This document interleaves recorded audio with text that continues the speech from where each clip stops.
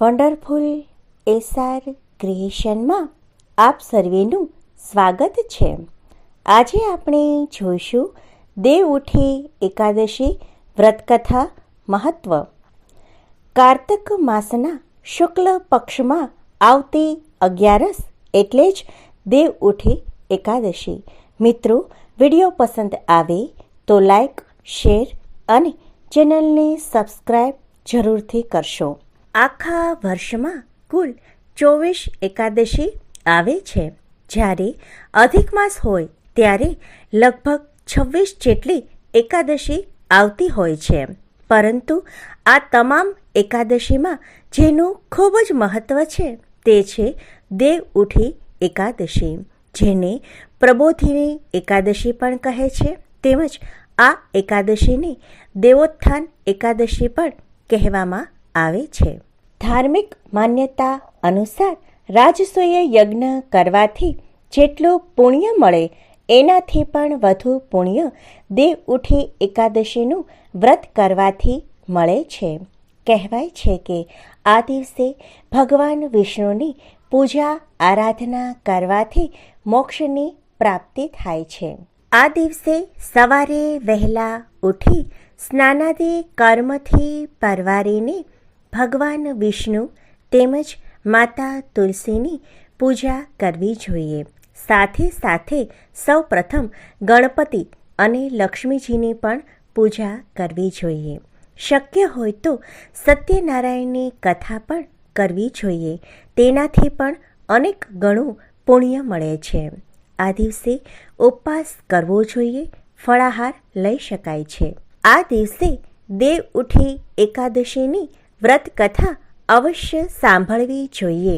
ત્યારે જ આ વ્રત પૂર્ણ ગણાય છે. ગરીબોને દાન દક્ષિણા આપીને રાજી કરવા જોઈએ. આ દિવસે માતા તુલસીના ભગવાન વિષ્ણુ સાથે વિવાહ કરવામાં આવે છે. હવે આપણે જોઈશું દેવઉઠી એકાદશી કથા. પૌરાણિક માન્યતા અનુસાર સતયુગમાં ભક્ત પ્રહલાદના પૌત્ર દૈત્યરાજ બલિ હતા. રાજા બલિએ સ્વર્ગ ઉપર અધિકાર કરી લીધો. ત્યારે બધા જ દેવતાઓ ભગવાન વિષ્ણુ પાસે મદદ માગવા પહોંચ્યા.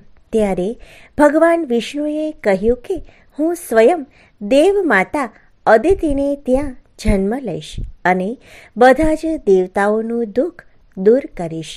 માટે ભગવાન વિષ્ણુએ વામન રૂપમાં જન્મ લીધો. રાજા બલિ નર્મદા નદીના કિનારે અશ્વમેઘ યજ્ઞ કરી રહ્યા હતા. ત્યારે ભગવાન વામન ત્યાં પહોંચે છે. બ્રહ્મચારી વામનદેવની જોઈને રાજા બલિએ તેમનું સન્માન સાથે સ્વાગત કર્યું તેમજ દાન માગવા કહ્યું. ત્યારે વામન ભગવાને કહ્યું કે મને તો માત્ર 3 પગ જમીન જોઈએ છે. ત્યારે રાજા બલિએ વિચાર્યું કે હું તો 3 લોકનો સ્વામી છું. 3 પગ જમીન તો સરળતાથી આપી જ શકું ને.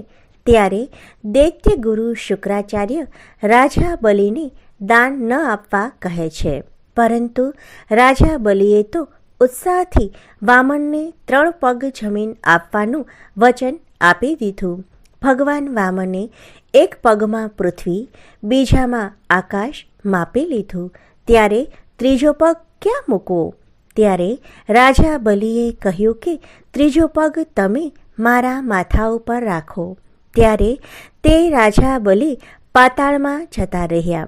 ભગવાન વામન તેની દાનવીરતાથી ખૂબ જ પ્રસન્ન થયા અને તેને પાતાળના સ્વામી બનાવી દીધા.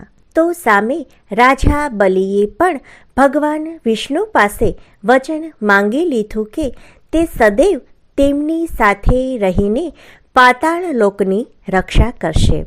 વચનને વશ થઈને ભગવાન વિષ્ણુ પાતાળ લોકના દ્વારપાળ બની ગયા અને પાતાળ લોકની રક્ષા કરવા લાગ્યા.